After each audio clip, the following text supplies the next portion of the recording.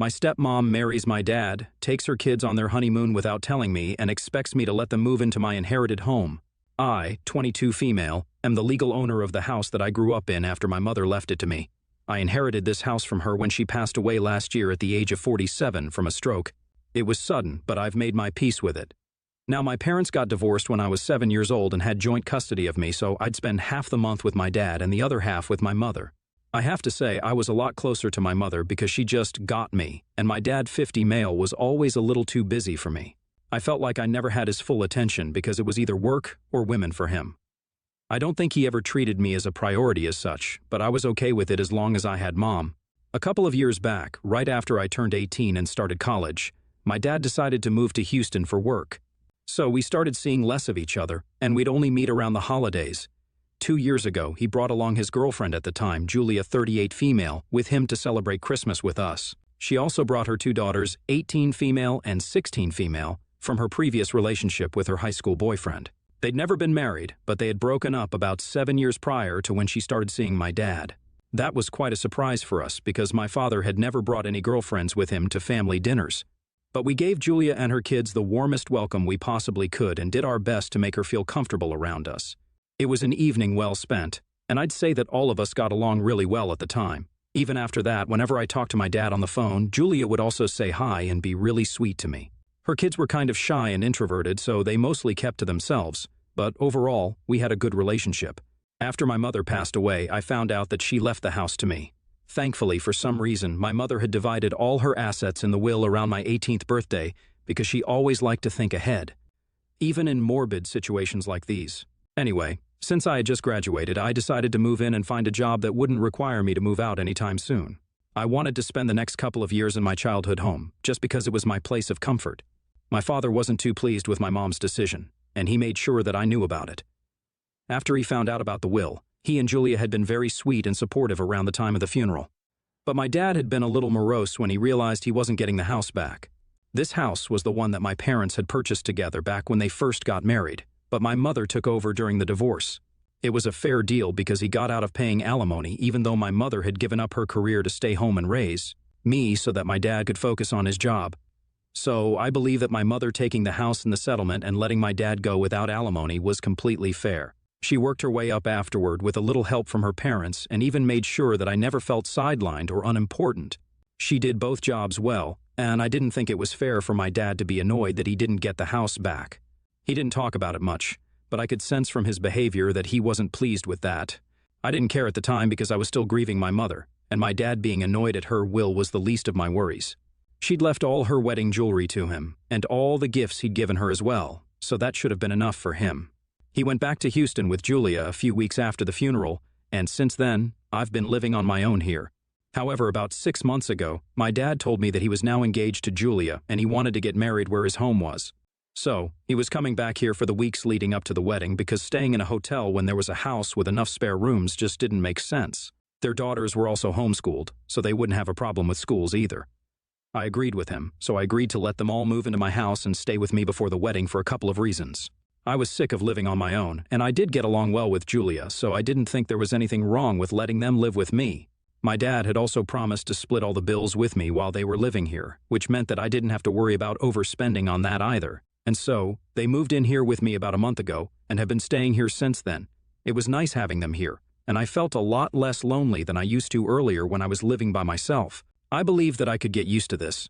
I was even dreading the day they would all leave and go back to their normal lives, because that would mean I'd have to resume my normal life by myself as well. But then, 2 weeks ago, 3 days before the wedding, my dad sat me down and asked me if I'd be willing to let them all move back here permanently.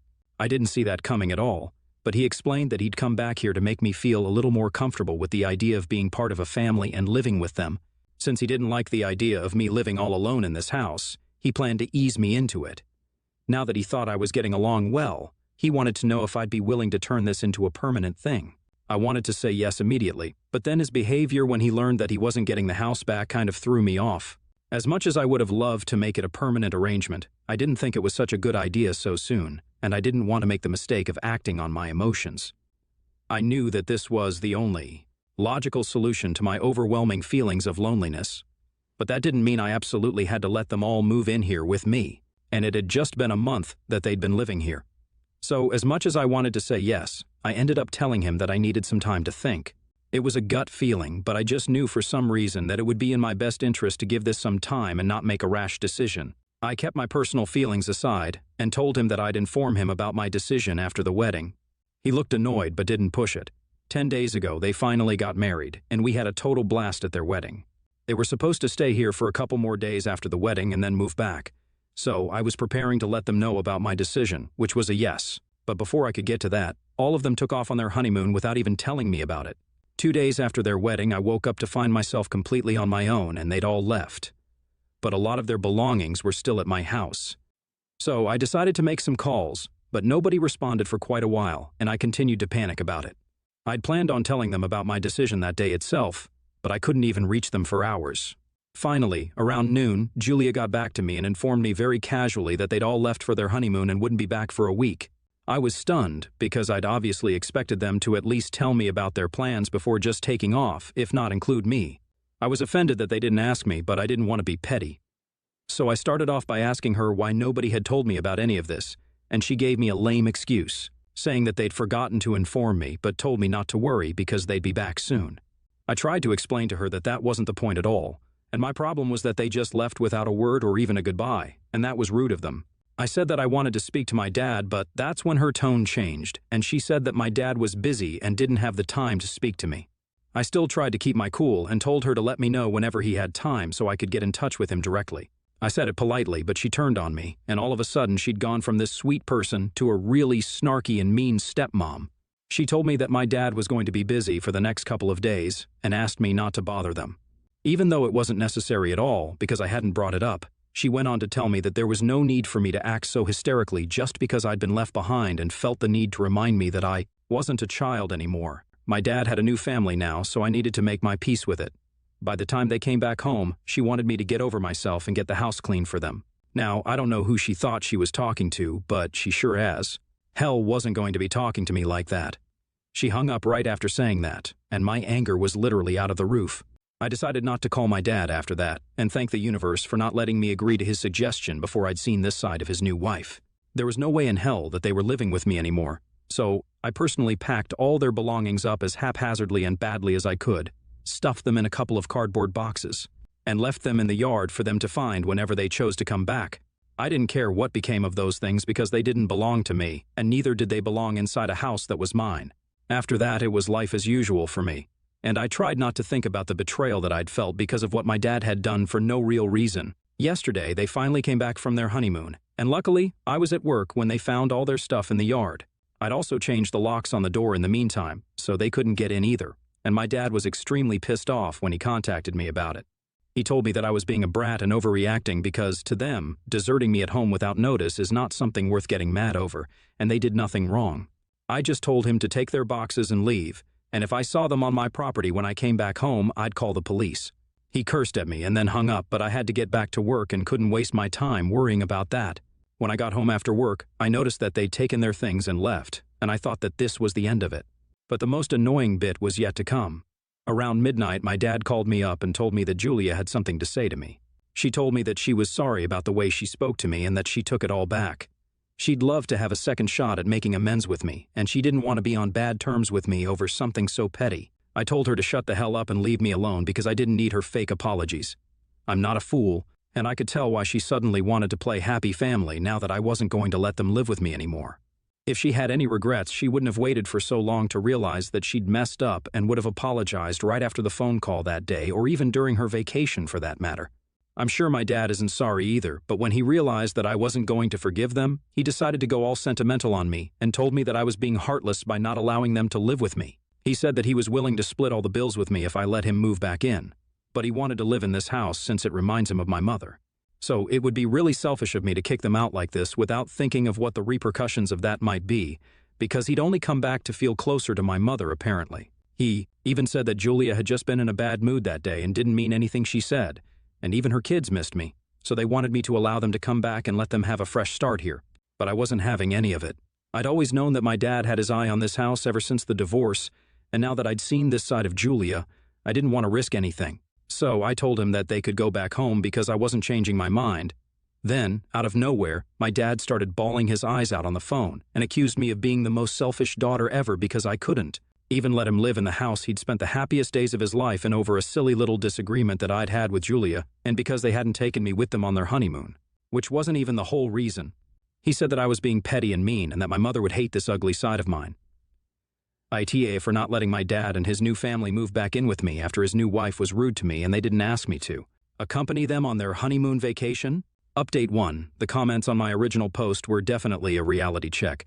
I don't think some of you all needed to be that rude about it, but I get the point everyone was trying to make. For the most part, I stuck to my decision and didn't let my dad move back in because, very frankly, he just doesn't deserve it.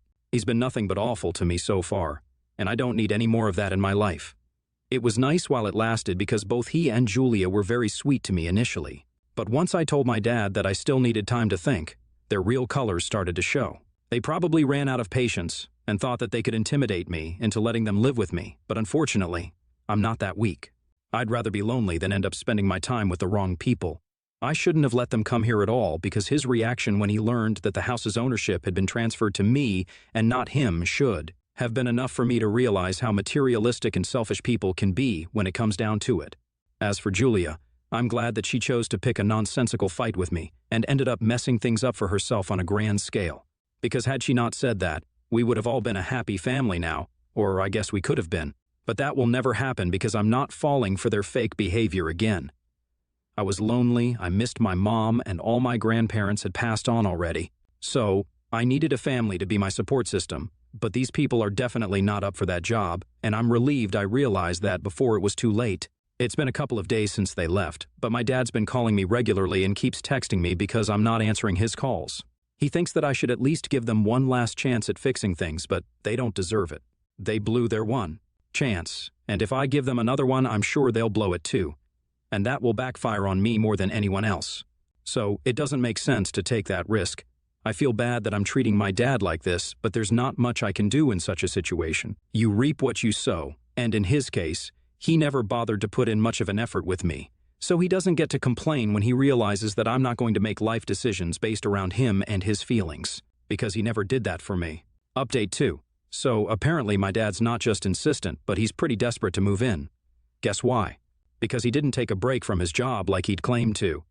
He'd been fired a couple of months ago before his wedding and had been living off of his savings so far, which was plenty. But now, after an extravagant wedding and a lavish honeymoon, he'd finally told Julia that they couldn't afford to go back once again and try their luck in Houston because he wouldn't be able to afford rent there. Julia had quit her job to be a stay-at-home mom after she met my dad, so she couldn't help. So now they needed to find a place here, and my dad had just assumed that I'd let them live with me. Julia had no idea about any of this until he told her the truth, which is why she even bothered to apologize.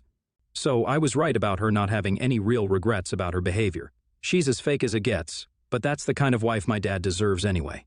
He contacted me today and requested me to let them move in just a couple of days until he's able to find a proper job that pays well enough for him to be able to afford to move out. But I told him that I was going to do no such thing. They'd been nasty to me, and I didn't need that kind of negativity around me. He's a grown man. He should have known that if he didn't have a job, then he shouldn't have had such an expensive wedding followed by an equally fancy honeymoon.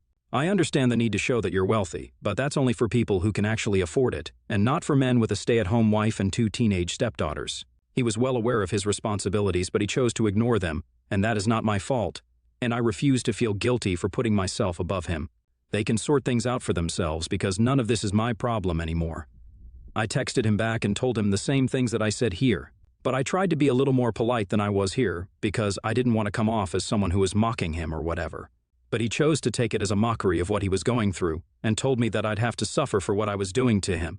I don't know what to say to that, so I didn't respond to him because no matter what I say at this point, he's going to find a way to turn it around on me and blame me for it. So, it's better to just not say anything and let him wallow in his misery. It's hardly my problem now. Update 3. My dad decided to leave the city today, but why would he ever leave without letting me know what a huge letdown I am as a daughter? He could have left silently, but he is who he is, and so is his wife, so they chose to make a whole thing of it. I last spoke to him about 3 weeks ago, but I didn't check up on him after that, and neither did he bother to reach out to me. But today, he and Julia both sent me texts saying that they were delighted to inform me that Julia's ex-boyfriend had decided to sponsor their trip back home and was even going to let them all back because he'd suddenly realized that he needed to see his daughters too. Julia had full custody of her daughters, and her ex did pay child support, but he was always a little too busy to make time for his kids.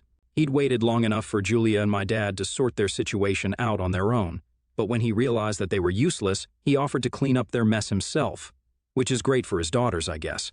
At least some dads do step up, even if it's too late. They didn't tell me all of this, but I know this could have been the only possible explanation because they did post a picture of their daughters a couple of hours ago, captioning it with a Lucky Charms and a 4-leaf clover sticker. So I'm smart enough to know what the real story behind Julia's ex's sudden epiphany might be and why he's funding their trip back home. I don't understand why exactly he'd sponsor all their flight tickets, but I think Julia's manipulation and stubbornness might have had something to do with that. I know for sure she does have that streak. I've seen it firsthand in the past. I don't know exactly what went down, but I'm just relieved that they're leaving, and this is the last I'll have to see of them. I've also realized how easy I had it after I went through some stories that people shared here about their crazy families. Rest assured, my dad is a little too worried about his reputation to even try and harm me in any way whatsoever because he knows I'm not going to hesitate in calling the cops on him, even if he does. I have enough training to know how to defend myself, so there's no need for me to worry.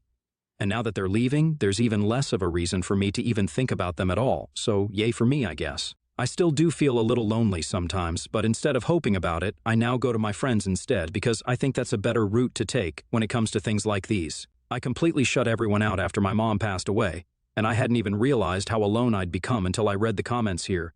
It's going to take a while, but I'm going to try and make the best of my life now because I do have a stable job, I make a decent income, and I have my own house, which is not something a lot of people my age have, and I'm really grateful to my mom for it. I have great friends who care about me, and honestly, what more does a person need? If I get into trouble again, I'll just come back here, and I'm sure the wonderful people of Reddit are going to bail me out once again.